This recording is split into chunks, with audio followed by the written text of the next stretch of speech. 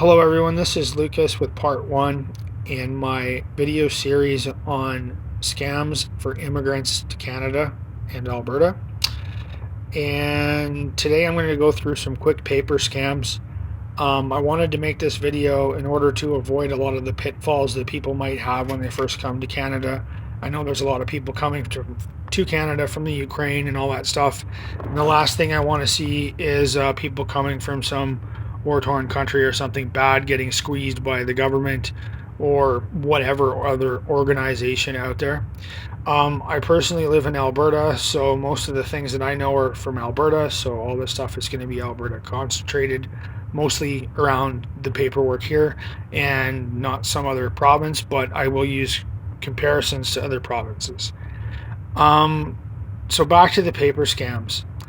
I've seen a lot of paper scams in Alberta where a lot of the times the existence of the paperwork is being used as an excuse for some kind of action by other body or entity, where the paperwork isn't actually being used for its intended purpose. I've seen a lot of this happen with landlords. They like to give things like 24-hour notices and don't actually give you the 24-hour notice, but as long as they can prove that, everybody got one, or that it was under your door, or they have a copy of the notice themselves, it's not something that's ever contested unless there's some kind of like video documentation and that somebody goes to court or anything like that. It's terrible.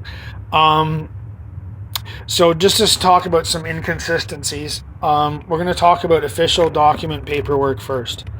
In this case, I have 2 letters here. These are example letters. These are actually letters from my past.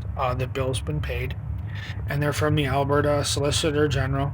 And if you look at the dates where both of these letters were requesting that I pay a bill within 14 days or that I would incur more charges, but the date of which I'm to reference the 14 days of which I have to pay, it says May 14th, 2022. That was the date of the letter. But the actual mail date of the letter is not May 14th, it's May 17th, 2022. So this letter was not actually mailed until 3 days after. Okay? That's in the mail, not in my mailbox. So in reality, giving somebody a 14-day notice dated on May the 14th is actually not 14 days. It works out to be 6 or 7. Yeah. Again, another example over here, I have dated May 6, 2022, but again, not postmarked until May 10th, 2022. So you can see the inconsistencies, and these are the only letters that I have of communique saying that I owe this money. I have no emails or anything else tied to these. So the letter is the only thing keeping the government of Alberta from hijacking your bank account. And if their dates are to be believed, then you don't have 14 days according to the letter of the date. You're probably not getting this until you have 7 days left to pay. And that is the Alberta government. You'll see a lot of things like this, that when you owe them money, that they're going to try to do everything they can to tack extra money onto that. And unlike corporations, which are actually capped at certain interest rates, the Alberta government can just grab whatever they feel like. There is no capped interest rates or set level of penalties or anything like this. It always changes. It's never the same. It's always inconsistent. The dates never match. And whenever you see a letter from the government of Alberta, it is never, ever a good thing. Never. I think people got prosperity checks like a whole long time ago or something like that, but they were paying for healthcare back then with the highest rate of syphilis in Canada. So, was it really worth it? I don't really know. But when it comes down to paperwork, you can't trust it. And I'll give you another further example of why you can't trust it. This is the back of a health card. I'm not going to actually show you my health card, but this is a back of a health card. Healthcare cards in Alberta are just a piece of paper. They are nothing more than a piece of paper that is printed on both sides. You can actually print your own health card at home and go in and use it at the doctor's office, as long as the card at the front has your number, the correct number, name, and it looks like a regular health card, no one will ever check for it being a forgery, because there's no really way to check if it is a forgery, because it's just a piece of paper.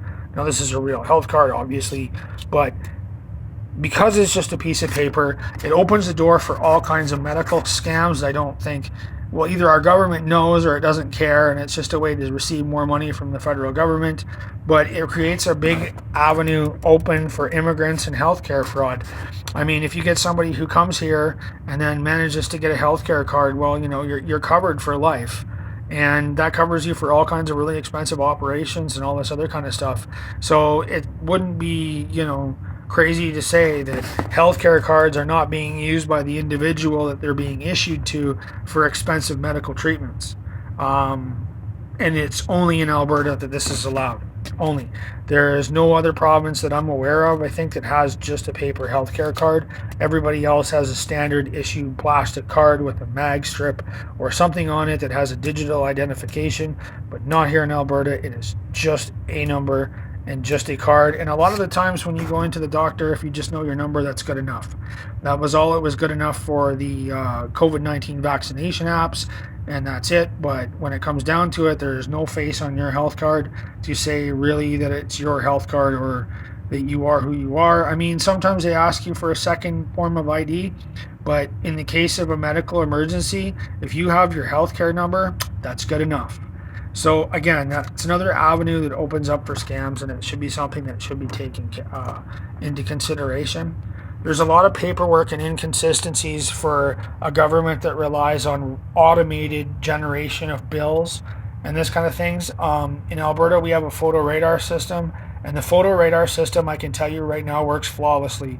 If you speed and it catches you, you'll get a ticket in the mail. And if your credit card is connected to them, they will automatically take the money.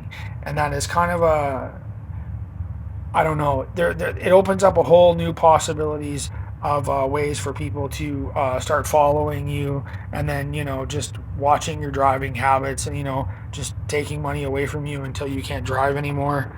And there's being all this other weird stuff that happens in behind the scenes with a lot of paperwork being shared, but a standard regular paper from the Solicitor General is enough to seize your bank account.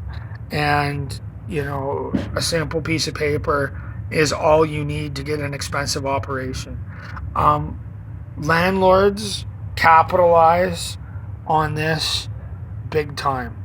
It's one of the things that they capitalize on. I've seen them change 3s to 8s, delay paperwork, even go so far as to like get access to your mail, and nothing is done about it. And just as a new immigrant to Canada, these are paper scams that you got to watch for. If you like these videos, give us a thumbs up and subscribe. And don't forget our Patreon down below, where I'll be posting some more videos like this, showing some other really crazy scams.